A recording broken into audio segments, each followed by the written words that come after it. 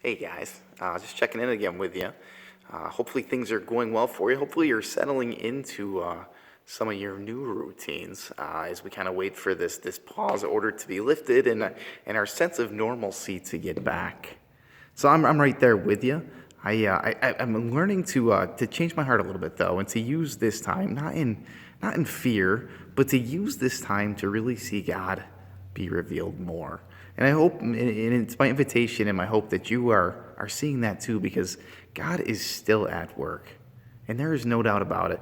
Even though when we talk about these things of uncertainty in this time of who knows what's going to happen next, guys, this isn't new. We are faced with some of these challenges, maybe not exactly like we're facing today, but we've had these challenges in our life. We've each can probably come up with a story or two or three of times where we weren't sure how things were going to end up.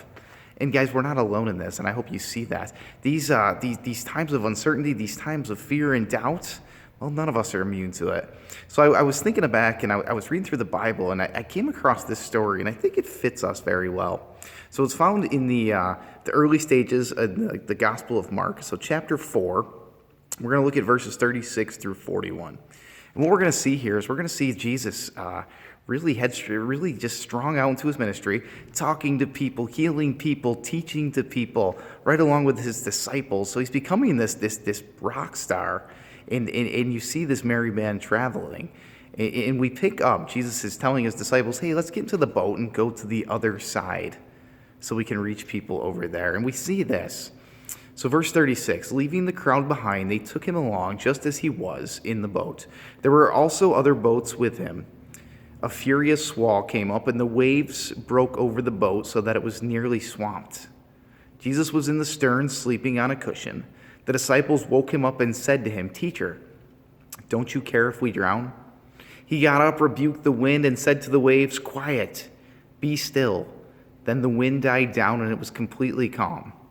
And Jesus said this to his disciples, Why are you so afraid? Do you still have no faith? They were terrified and asked each other, Who is this? Even the winds and the waves obey him. So you see, there were times that the disciples, they had no idea what was going on. They were afraid too. But we see something in Jesus here. We see, first of all, he was asleep. We don't spend a ton of time talking about Jesus being asleep. But I think there's something there. I think there is this ultimate